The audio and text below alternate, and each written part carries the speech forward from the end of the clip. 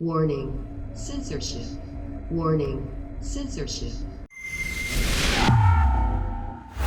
The province of Manitoba can vaccinate your child against COVID-19 without your consent. Today, I'll show you the document being sent to parents in Manitoba that details how children between ages 12 and 15 can suddenly decide for themselves if they should be vaccinated. Did you see the headline in Global News? It was from just a few days ago.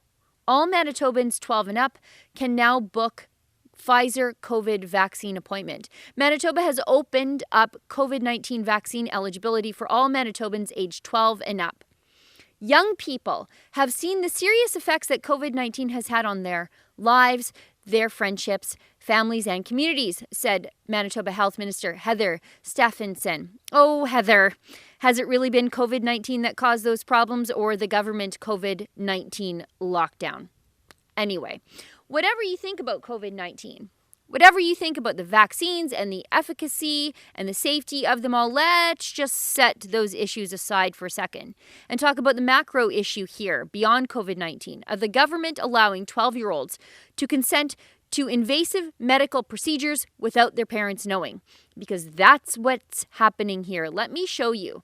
This is the letter directly from Joss Reimer, the medical lead of the Vaccine Implementation Task Force in Manitoba, to all parents, guardians, and caregivers of kids in Manitoba.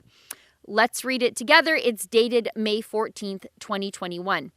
Earlier today, the province announced that eligibility for the Pfizer vaccine has expanded to include all children age 12 and up.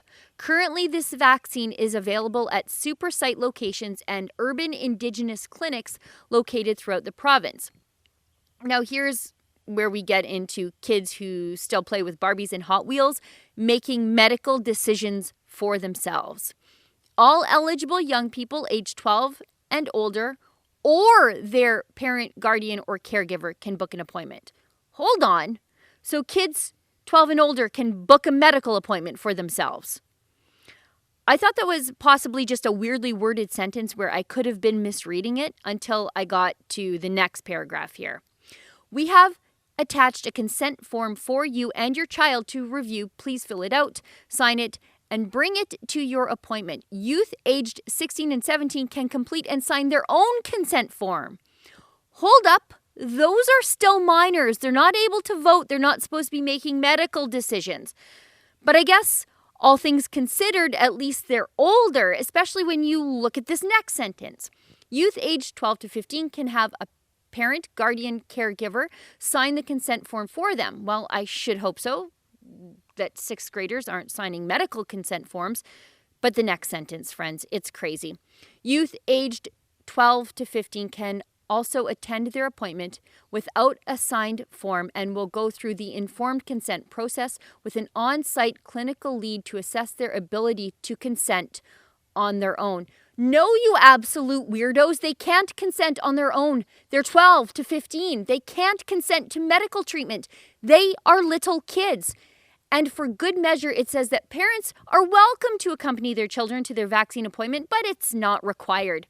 A vaccine can still be provided even if a person of any age arrives without identification. So in Manitoba, your sixth grader is adult enough to decide to participate in medical procedures.